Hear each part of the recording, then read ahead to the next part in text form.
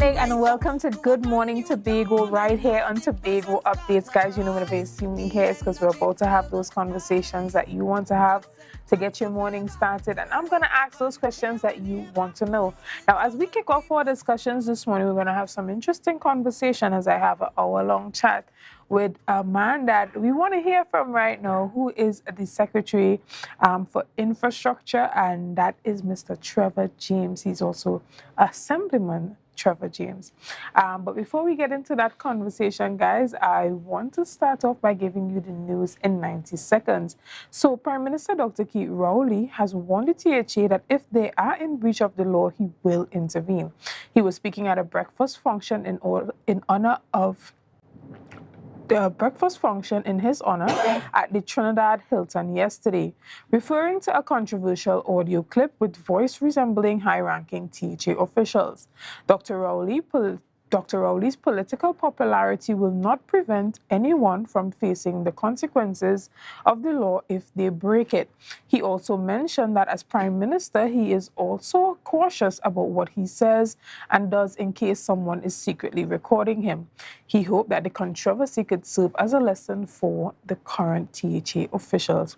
Additionally, the injunction stopping work on the Shervan Junction to Storby Local Road connector will remain in place. According to Justice Frank C. Prasad, the EMA filed an injunction on May 26, claiming that there were not any CEC clearances for the road construction. At a virtual hearing yesterday, Justice C. Prasad said he was not prepared to discharge the injunction at this time, but asked the parties if there was room for compromise. The EMA maintained that they were not anti-development, but simply want to protect the environment. The next hearing is scheduled for July 6th.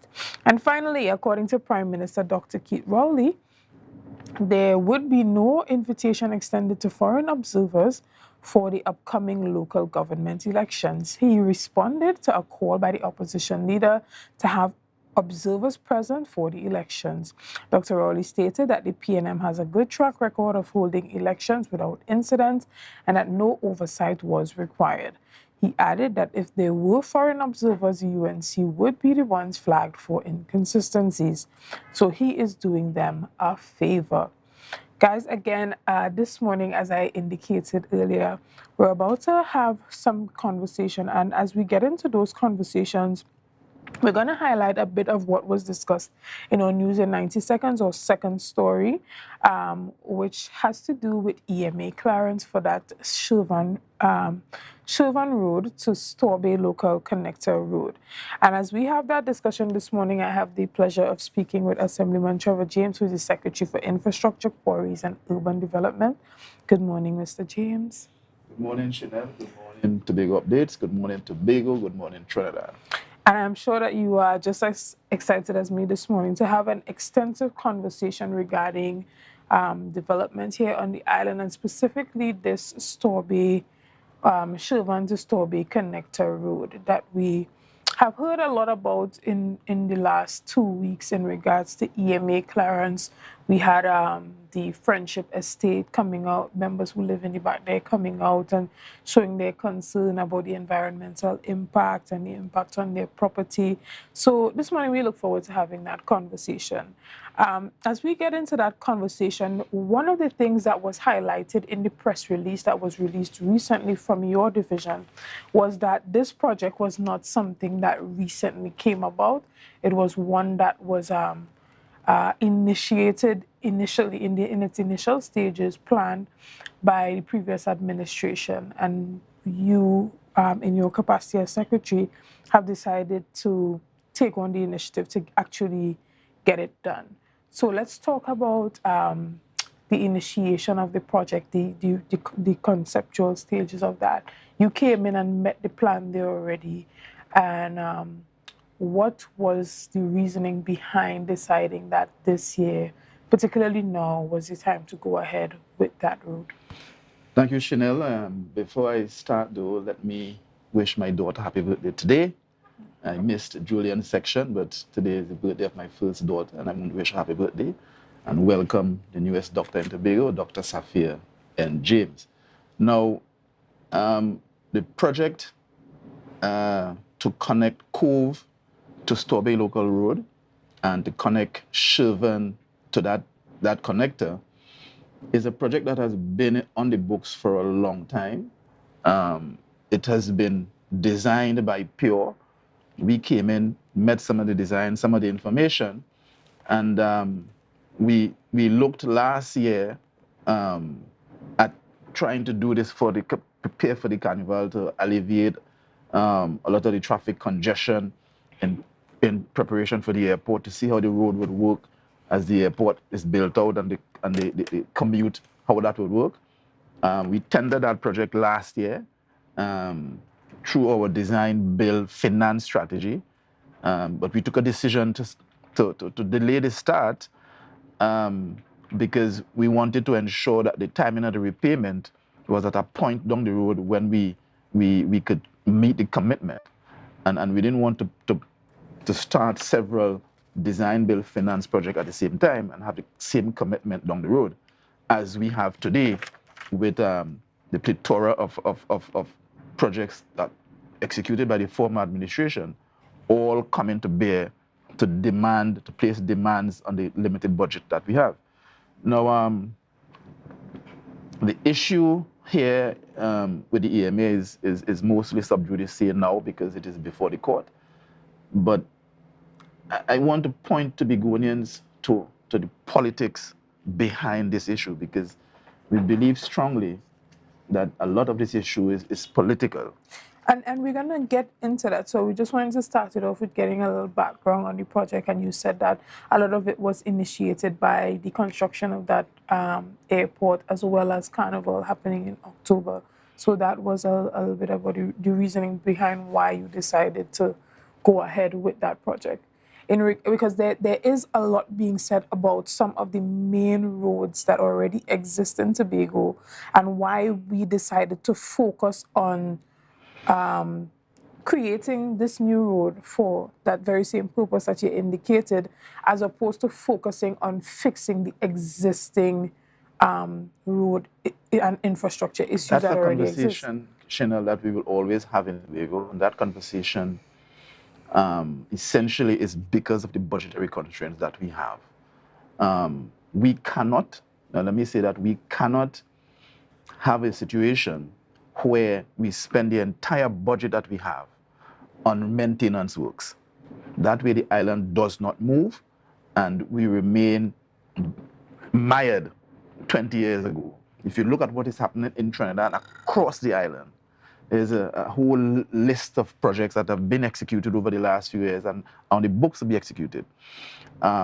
We being limited by the fact that the governments of Port of Spain do not give us the 6.9% that we deserve, being limited to the fact that we don't get an equal share of the marine revenue that we collect. We in this administration need to find ways to move the development continuum in Tobago forward, and certainly we must spread and try to balance new development with maintenance. No doubt, the road infrastructure in Tobago is terrible. It's not a consequence of the last year. Some of it might have deteriorated a little more after the last rains of last year. But essentially, we have inherited, after 21, 22 years of an administration, probably the worst infrastructure in the whole of Trinidad and Tobago. And we are doing our best to keep abreast, to maintain those roads. WASA is a major challenge. I suppose WASA's aging pipeline infrastructure is a major challenge along the roadways. And every time we look, WASA is digging somewhere. And we are yet to come to terms with WASA through an MOU of how they will pay for this destruction on the roadways. But certainly, I don't think it is good strategy. I don't think it is good government to say, let's just repair the roads that we have and hope that somehow somebody would give us some money to develop new roads next 20 years. It just can't be that. Right. And during the election period, the last elections, you were one of the proponents of inclusion and including Tobagonians in decision making. You would have highlighted a number of projects that the central government was undertaking on the island that the THA had no idea about or no real understanding about. And so the question is, what type of buy-in did you seek from Tobagonians in relation to consultation with this road? Shenell, when we came into office, we've had the biggest consultation ever seen in Tobago, ever seen in Trinidad and Tobago. We are about consulting with the people. Like I said, this is not a new road. This is not a new idea. Similar to the one from Smithfield. These are not new roads. These are not new projects. These are projects we have seen on the books that we've decided to execute. In terms of consultation, we have, through the estate, one family who lives on the estate. So the consultation we are talking about is consultation to decide whether people think this is a priority today or a priority tomorrow. We elect a government, we elect an executive to make these decisions. Do we want to consult? Absolutely, we will consult. But there is a balance you have to strike between timely consultation and execution of projects. But can't it be said that it's a bit late to consult on a project like this now that it has already begun, its undertaking has already started? Well, I'm not saying that we should have consulted on this to decide whether we should do it or not, because that could be the only decision that the consultation would bring. This is a design that was in place, a plan that was in place by the previous administration. This is something, it is like Viv Richards saying, we must hit the gaps when we play. This is a gap that we are trying to fill. And the division took a decision to move forward as expeditiously as possible, and we are here today. Where we are today, though, gives us the opportunity to test Section 27 of the THA Act again. You may be too young to remember, but the THA administration under Mr. Charles took the central government to court and got an injunction to stop the Ministry of Works from paving roads in Tobago. And as soon as the administration under Mr. London came into being, one of the first things they did was to remove that injunction. Therefore, what we have seen and what we are continuing to see today, it is two different perspectives. A non-PNM perspective that says the THA Act provides us with power through the 5th, 6th, and 7th clauses. Through clauses 25, 26, and 27, through the 5th schedule. And we have a PNM administration that says we want to allow the government in Trinidad to do whatever they want in Tobago. And we are still here 27 years after, grappling with this idea of who should execute what, who should do what, who has what responsibility. And this action by the EMA, wrongly as I think, allows the courts to determine again whether Section 27 of the THA Act has any meaning or what the meaning should be. And I just want to read it for the people of Tobago. The THA Act under the laws of Trinidad and Tobago, Section 27 says, where services fall within the responsibility of the Assembly pursuant to Section 25(1), which talks about the 5th schedule, or where the Assembly acts as agents of the government, statutory authority, or state enterprise, pursuant to Section 26(2), the services shall be administered by the Assembly. But that does not stop the EMA from implementing their policies or functioning in the capacity that they need to function, because they have But that's a question. They have an oversight function. That's a question which we will answer, Shenell. Yeah, you're not asking a question, you're making a statement. Yes, well, I know from what they have on their website, what their function is to function as an oversight body for any projects that are taking place, whether it be from the private or public sector, and that will have an environmental impact. I'm saying to you, we have to be very careful how we as Tobagonians interpret the pieces of legislation that are on the books. This section is clear. But this says that we function as under the state, right? No. This section It says says that the services shall be administered by the THA. That's what it says. It as doesn't say an we agent function. of the state. Can you read it over one more time? Where services fall within the responsibility of the Assembly under the 5th schedule through section 25(1), or where the Assembly acts as agent of the government, statutory authority, or state enterprise pursuant to section 26(2), the services shall be administered by the Assembly. Right. Shall be administered. All state agencies are subject to the policies and the laws of the EMA when major projects are being undertaken. I'm not suggesting that we are not subject to the policy. We're not talking policy and administration are two different things. The policy is set through the EMA, through the Environmental Act. The administering it is the responsibility of the THA. We are not trying to change the policy. So are you saying that the EMA should not have jurisdiction over the projects in Tobago? Well, that's my belief. My belief, and I believe the EMA believes that as well. And I can say that because the EMA has sat by for years and allowed previous THA to execute projects without approval. So the EMA must believe that. I mean, I can go through a whole list of projects that the THA under the last administration, for several administrations back, had no approval. And even cases where the EMA wrote the THA and gave them a stop order and said they will not get a CC to stop the project, the THA then still continued the project to completion without an injunction from the EMA. So we believe that this has to be political.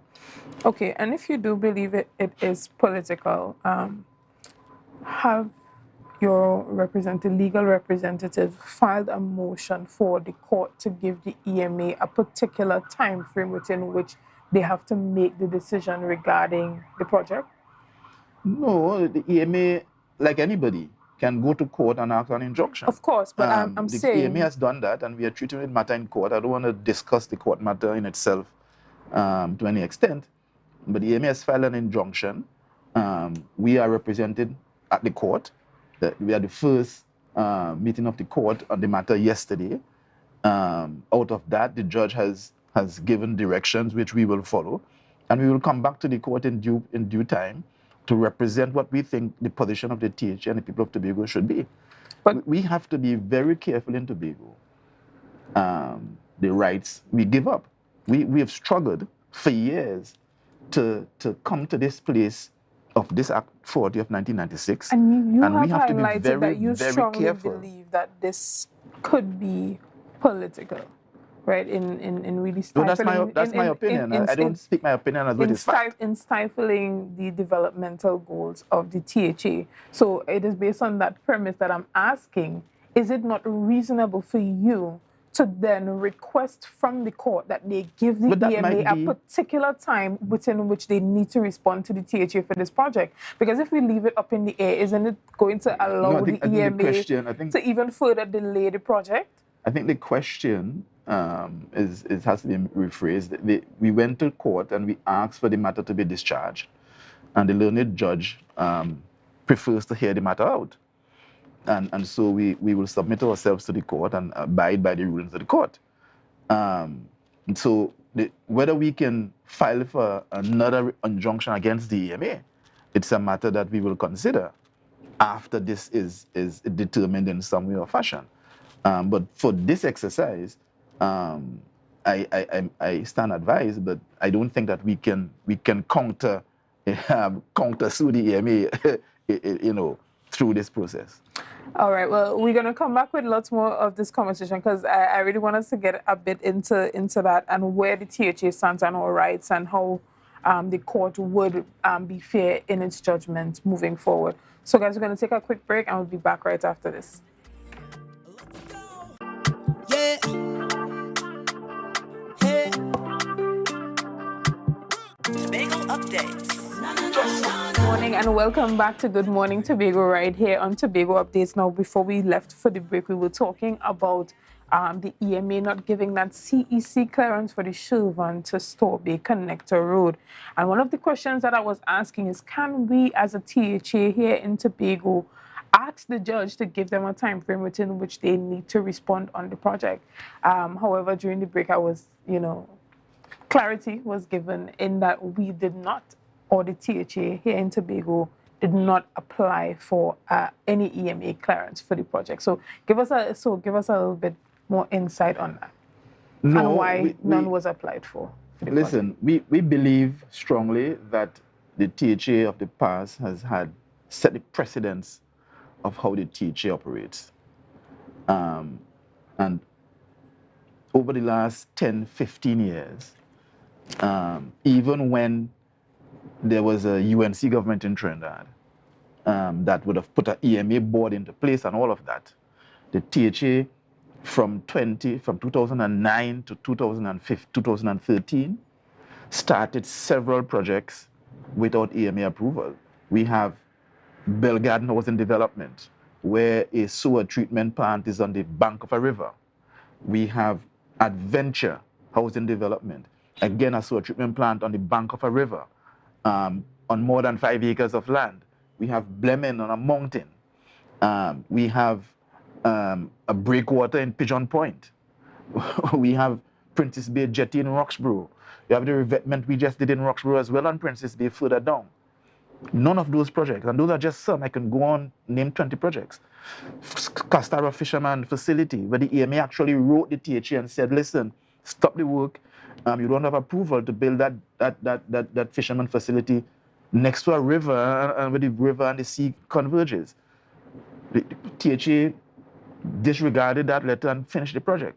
The EMA never went to court to have an injunction against them. So the precedent that we have met in the THA is that the THA understood, and we believe the EMA understood and understands as well, that the THA is responsible for managing the environment in Tobago, and the THA, through its division and Department of Environment, can manage those issues themselves.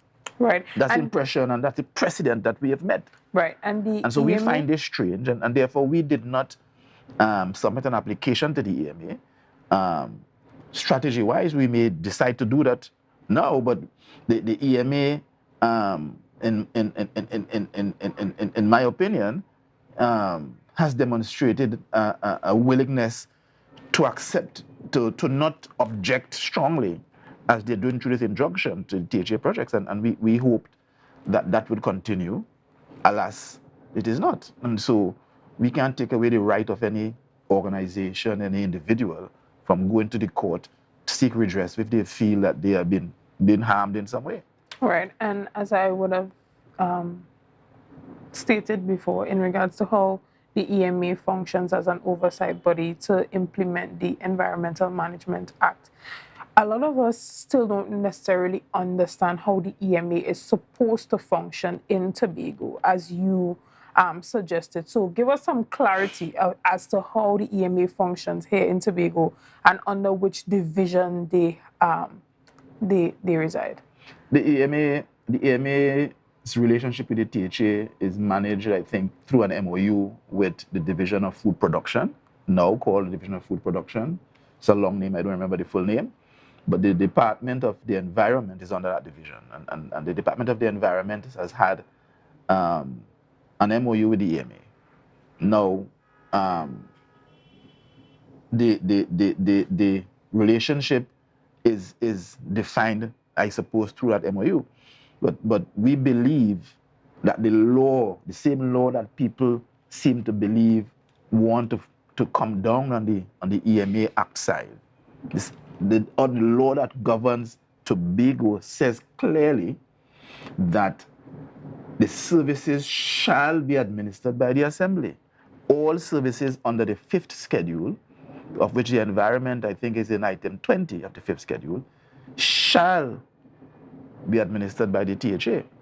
And so we have the opportunity, because of this action, to get a determination of what the court will decide, that in how the EMA should function or the THA should function, because this will have implication for every item under the 5th schedule. Right, and regardless of the MOU, the EMA still remains an independent body of the THA. No, the EMA is not a part of the THA. The EMA is an independent body, quote unquote independent body in the country. But the EMA's board essentially is appointed by the executive. And if I understand how boards work, boards are an extension of the executive. And so the level of independence is a subjective thing. Right. And after the stage in the sea that we saw in Scarborough, a lot of conversation happened in regards to that EMA clearance, and no clearance was sought by the THA. Shouldn't that have been an indication to the current administration that moving forward, to avoid such controversies and scandals and all the pushback that could come, that moving forward projects should seek EMA clearance? Firstly, Shenell, I on my way here, the song has been in my head. It's a song by Kenny Rogers, Coward of the County. You may not know the song, but at some point in our relationship, we have to stand up. We can't sell our rights for peace forever and be given 4% of a budget. This boils down to that. The equal share of this national pie that we have in this relationship with Trinidad, that is what this is about. And every time we in Tobago attempt to move along that autonomy continuum, hindrances are put in the way by the PNM from Trinidad and now the PNM in Tobago. That is what this is about. This is not about the project. The PNM want the project. PO was coming to build the project. This is not about the lay-by that people call the stage in the sea in Scarborough. It's being used forever now. It's not about that. It is about preventing Tobago from moving along an autonomy continuum, because the status quo between the two islands is what those on the other side want to maintain. Because if we move and Tobagonians get a little more freedom and they see the benefit of that, it will spur a new independent type movement. Right, and but that is what this struggle is about. Right, but this also goes back to something that I mentioned earlier in regards to consultation and getting buy-in from Tobagonians, because with the argument being presented in regards to the type of jurisdiction that the EMA has over Tobago, don't you think that it would be to the benefit of this administration to have the support of Tobagonians when taking a position of this nature? I think we do. Because as opposed to it coming across as though this is a philosophy of Trevor James or a philosophy of this administration to go ahead and do things in the improper way, as opposed to it being the idea of Tobagonians on a whole, that we would not be restricted by any type of political sabotage by the central government. I will quote this song for you just now. I just told you that we have the precedent of the last several administrations in how they started and completed their projects. It has nothing to do with this administration per se. This is how the THA before us acted, with silence from the EMA. So this is not a new thing for the EMA. The EMA has chosen to seek this injunction to prevent us from acting. And you know, we see this as another example among several examples of the administration in Trinidad attempting to stop the Tobago House of Assembly from functioning. They started with the bitumen blockage on the boat. We had to call them out on it. If that had gone forward, we could not bring bitumen to Tobago to make asphalt, to pave our roads and patch our roads. That came after. We built this road after we had the greatest patching exercise ever seen in Tobago in our first year of administration. When that happened, the first attempt was to prevent bitumen from coming from Trinidad to Tobago. People have to understand. Then they moved to the quarry. They wanted to stop the quarry from getting license that the quarry has been applying for 3 months after 3 months and year after year, using the same staff that is there, applying to the same ministry in Trinidad for these licenses. They refuse to give us in a timely manner after we apply 6-7 months in advance. This is the same continuation and another example that we believe of a government who, maybe because we are forming a party, or maybe because a general election is coming and they want to see no performance in Tobago. Well, local government don't impact us, but maybe it's all that. But this action by the EMA is another example, in my opinion, designed to prevent forward development in Tobago. And we have to stand up as Tobagonians and as men and say, hey, sometimes you have to fight when you're a man. All right. And we're going to get into a bit of the technical specifications behind that road. And so we're going to take a quick break and we'll be back right after this. See you guys soon. Yeah. Hey. Tobago updates. Good morning again and welcome back to Good Morning Tobago right here on Tobago Updates, guys. We are coming down to the end of the interview. We just have a couple minutes left, so we're going to try our best to see how as much as we can cover before we have to go. While I have you in my presence, let me ask you as much as I possibly can. But we're talking about some of the technical specifications of this road from Sherburne to Storby. And the reason why we're asking is because you indicated that you came in and you met the projects on the book. And the initial proposal for the project was a dual carriageway one, whereas now you guys have a 2.5 kilometer single carriageway in the specs of the project. Tell us what caused that change. Give us some of the justification behind that. Shenell, Pure designed the road as a dual carriageway. I think the budget estimate for that road was above, I don't remember the figure, so I don't want to be quoted on this exactly, above $150 million. We've come in, we looked at it, and we believe that we can still do a dual carriageway down the road, but for now, given the budgetary constraints that we have, we wanted to build the road and we start with a single carriageway. It doesn't prevent us down the road from having a dual carriageway. Okay. Right, and this particular project is a design, build, finance. Design, build, finance project. And a lot of persons have indicated that these type of projects, although it allows us to do more with less, it just kind of pushes the debt further down the road. It's not the debt exists, it just pushes it further down the road, maybe for another administration to inherit or for another generation to inherit. And it also leaves out a huge portion of Tobago contractors from being able to fit the specifications to qualify to be able to bid for a project of this nature. Explain to Tobago why this is the best means of going about this type of project. And in the future, what proportion of projects are you looking to utilize this particular model for? For instance, 50% of your projects, maybe only 20%, because there is the conversation of giving opportunities to local contractors in Tobago who have the capacity? Or is it that we are going to work harder to help contractors to build their capacity to fit that design finance bill or design bill finance model? Shenell, as a government and as a procuring agent, there are several modes of procurement available to the government. Design bill finance is just but one. Design bill finance allows us to have a single point responsibility, and it allows us to bring private sector monies into the public sector.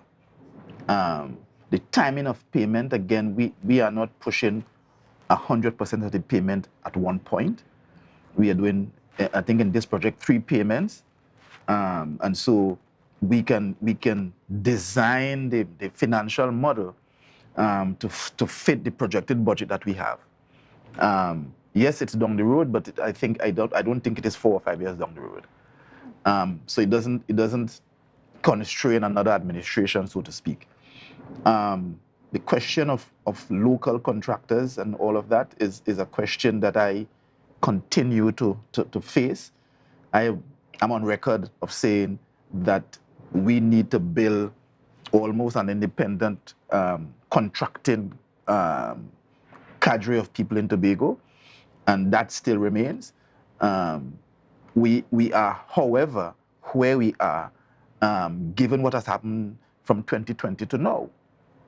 And the evidence we have suggests that several of the major contractors may be compromised. And so we have to tread carefully. Several of the major contractors have us in court as well. When you say compromise, please explain. I will come to that. Have us in court. Compromise in this case means that contractors made claims for works that they did not do and received payments for some of them. And so as a responsible government, we have to do the necessary due diligence to ensure that we are not compounding relationships that might lead to a detriment. And so we get licks for that, and probably I get a lot of licks for how this whole first year has gone in terms of whether we have local contractors or Trinidad contractors. There is silence in Tobago. We have the biggest project being executed by a Chinese company, contracted from Port of Spain, and we could probably count if there is any of the major contractors have a contract on that project, and the answer would be zero. We have no complaints, and all of that is because the contract was got into by a PNM administration, and people have, I suppose, a different level of expectation from PNM administrations, and people are afraid to criticize them.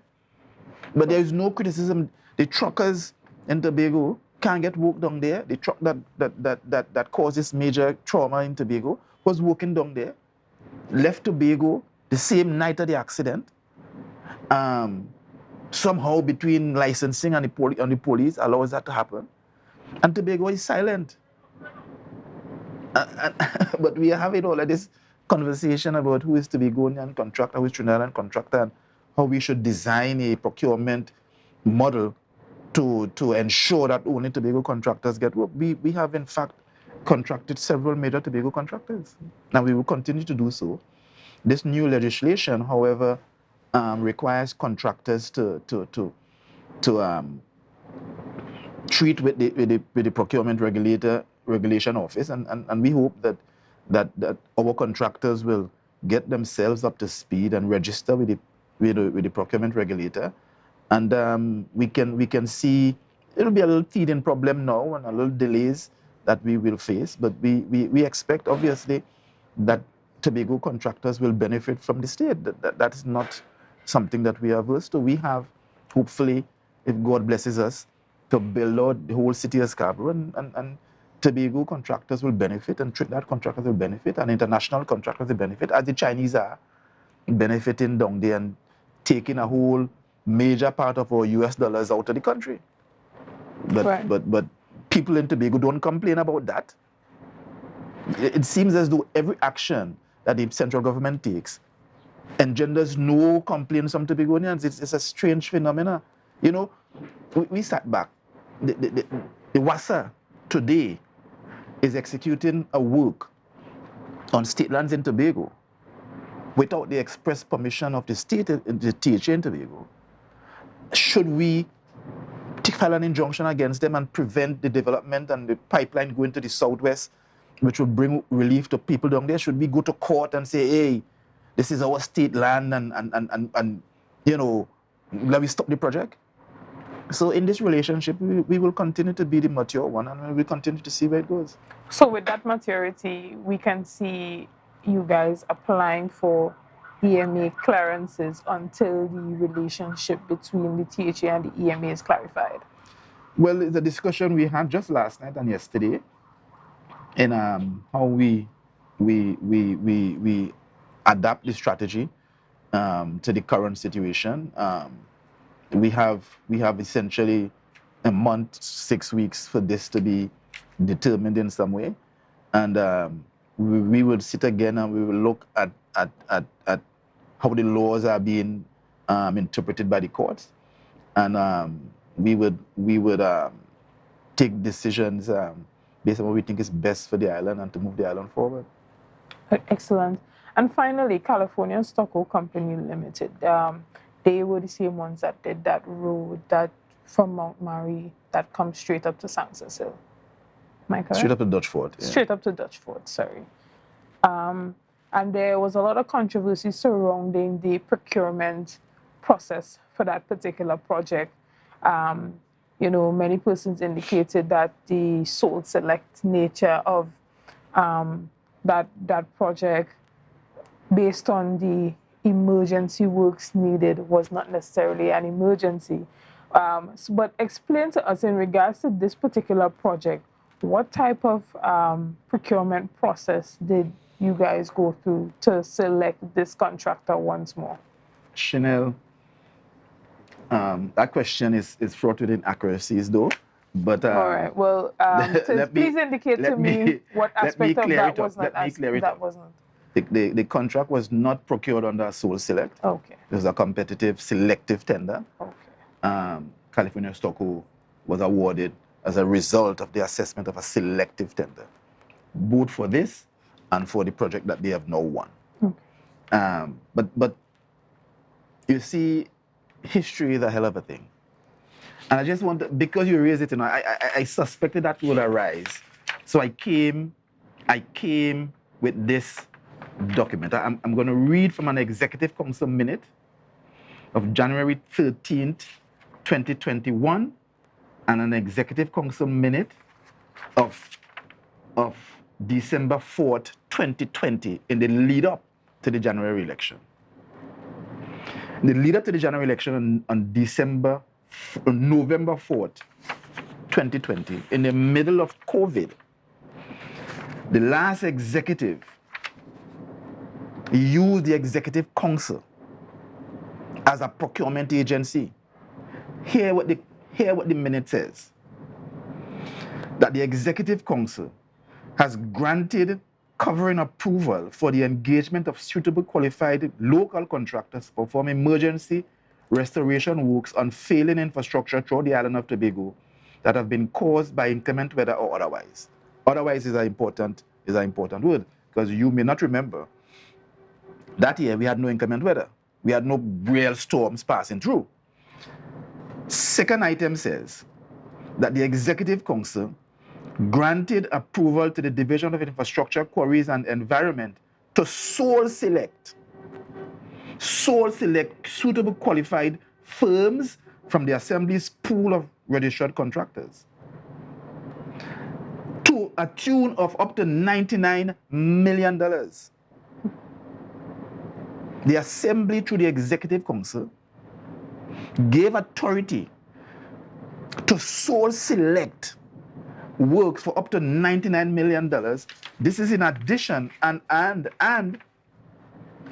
2 or 3 months later, in January 13th, 2021, when was the election? January 25th? Yes. 2021? Was it 25th or 26th? Yeah, somewhere in the 20s.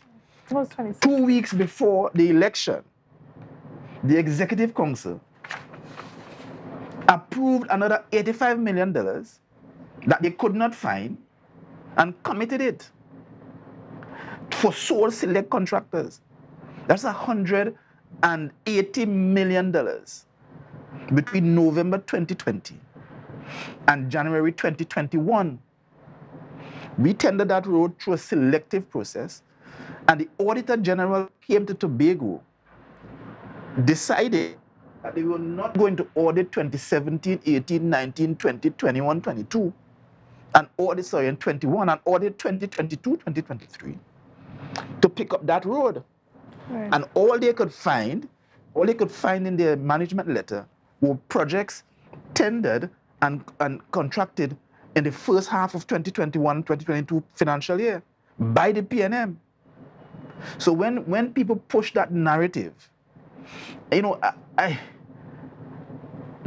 we have to, in Tobago, come to the place where media people take responsibility for developing a Tobago nationalistic agenda.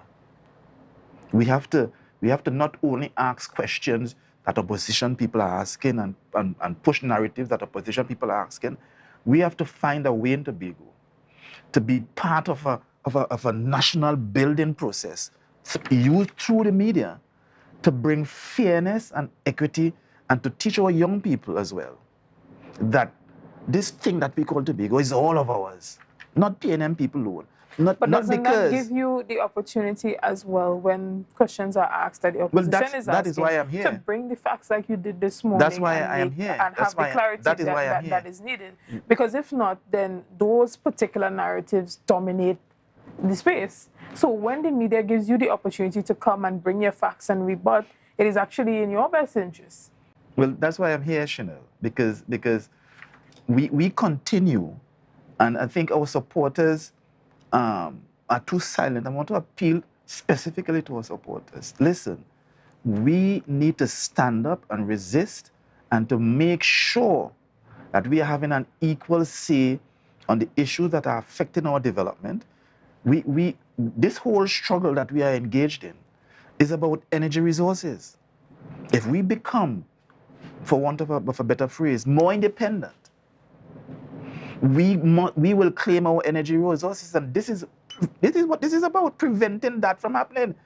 So you would see we went to the House and we debated that motion on the environment, and the opposition abstained from voting.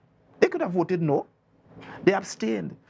In 1977-78, the motion for eternal self-government was passed in the House of Parliament, with PNM abstaining, brought by two minority members, the PNM abstaining from voting, criticized it throughout the debate, and did not vote against it. This is the same modus operandi today. They will criticize all we do, but when they have a chance to decide for themselves, hey, this is not what we want, they abstain from voting. This is the same PNM. And so we would definitely have to put more of this information in the public.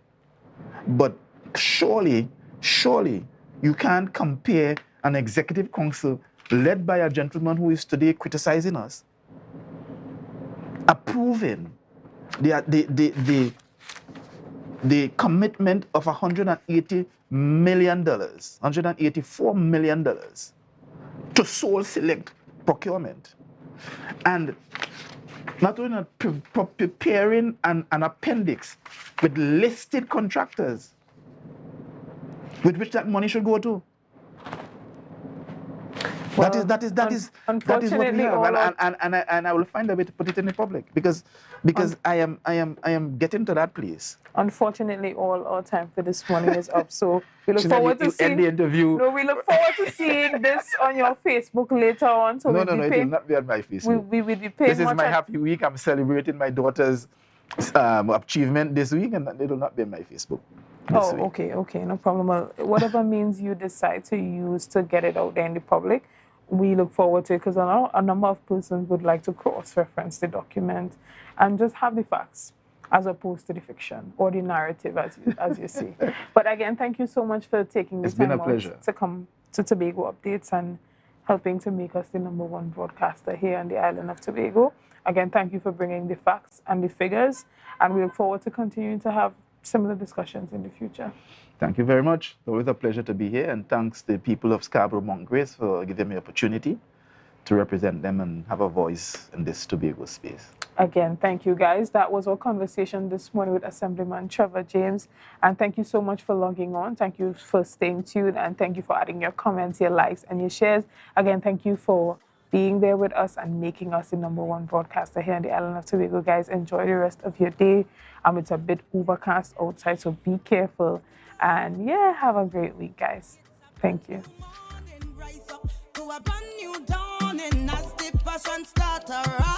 The energy fill the skies.